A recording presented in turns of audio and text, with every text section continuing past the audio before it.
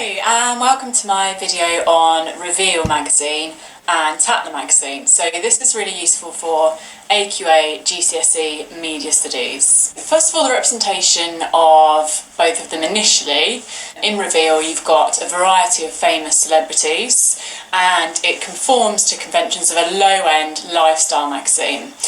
Then in contrast, the Tatler magazine, on the front cover you've just got one celebrity, Georgina Puffin, and she is an actress, and the producers have chosen her because she is a cover star who conforms to the stereotypical idea of beauty according to Western society. So she's young, slim, female and conventionally attractive. And then this fits with the conventions of high-end lifestyle and fashion magazine genre, which is the genre of Tatler. So looking at the representation of Reveal in a bit more depth, the majority of the celebrities chosen by the producers are reality television stars and pop stars. And the dominant representation on the cover is of young British women, which is who the target reader is. So they're reflecting that in their choice of celebrities in terms of their age and their gender. Most of the women are white, apart from Beyonce. That's the dominant representation on the cover. So there's a bit of a lack of diversity, although having Beyonce helps to, helps it be slightly more diverse. Also, this reflects reality television programmes. So, for example, in The Only Way is Essex, that's the same dominant ethnicity in that programme. So it's reflecting that. On the Reveal cover, celebrities are represented in different ways according to their status. So although they're all famous, they've got different statuses. Cheryl and Beyonce are both represented in a really positive way, and the reader is encouraged to admire them. So they're both posing for the camera and using direct gaze, making them seem trustworthy and open, and they've got carefully styled hair and makeup. So it positions both celebrities as beautiful and flawless and encourages the reader to admire them, and that's reinforced through the language used as well. And then in contrast to that, on the Reveal cover, we've got representations of Kelly, Brook and Scarlett, and they're both positioned as relatable and ordinary. So they haven't got very much makeup on, little to no styling, and it's clear from their body language and their facial expressions that the shots are unposed. And Kelly's representation, in particular, connotes that she's struggling to follow a diet. So she appears to be eating a cupcake, and the shot is quite unflattering in the way that her mouth is open. This positioning makes the audience feel better about themselves because it shows that celebrities have struggles too.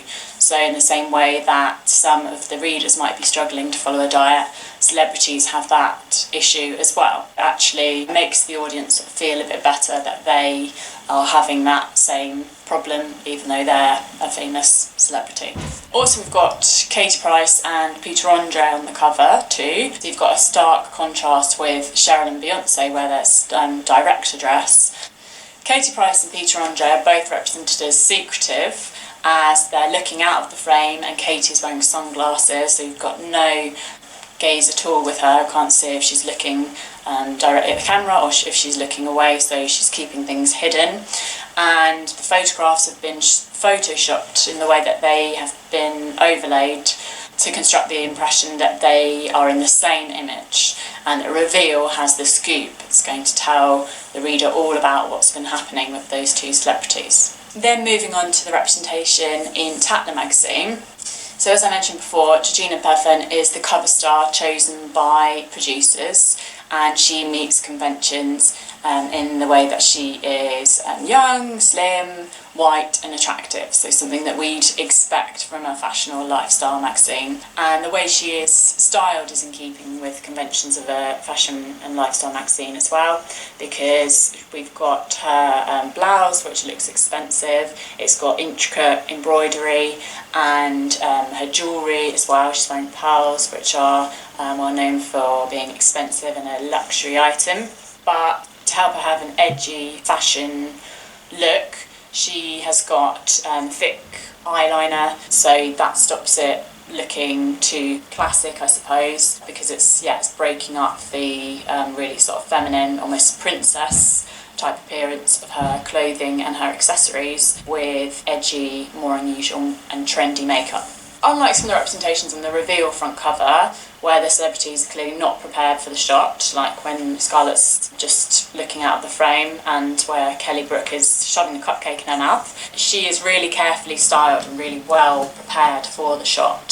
So, for example, she's got professional makeup, and a whole team will have been assigned to make her look flawless, basically. And we've got professional high-key lighting as well, and then her image will have been edited. So there's a lot of editing going on there to make her look beautiful and flawless and position her so that the audience aspire to be like her and admire her for at least her appearance initially. Like reveal, appearance is shown to be important.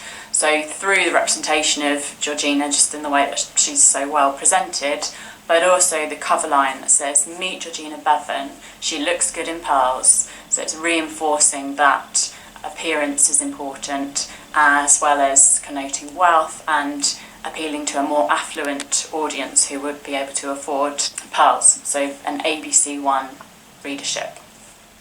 And then in terms of the social and cultural contexts and values of Tatler, so like reveal, as I said, image is important, but also being popular, social and conducting yourself in the right way is represented as important. Then also wealth and materialism is valued, so for example having the latest accessories and achieving that sense of status. Travelling is valued as well, so the emphasis is on the nightlife as opposed to experiencing the culture, but it represents the relative independence of young women compared to previous decades, where it would be less common for young women to go to lots of different countries on their own. So that represents current society. In terms of social and cultural contexts and values of reveal, the magazine front cover reflects the fascination with celebrities and fame that the readers have and that we have in this society. So several of the celebrities have become well known through reality television rather than for a particular talent, which is a relatively new television genre. Relationships are shown as important as well. So Lauren is quoted, for example, as saying she's in her strongest relationship, and you've got the cover line, "At home with Mark and Michelle," so their domestic life is valued. And then through that as well, we've got traditional gender roles, so you've got the stereotypical role of a wife, and motherhood is valued as well. So there's no mention of the successful careers that Beyonce has had and that Cheryl has had. Instead, it's showing them just in the role of mother or about to become a mother, and that's what's focused on instead.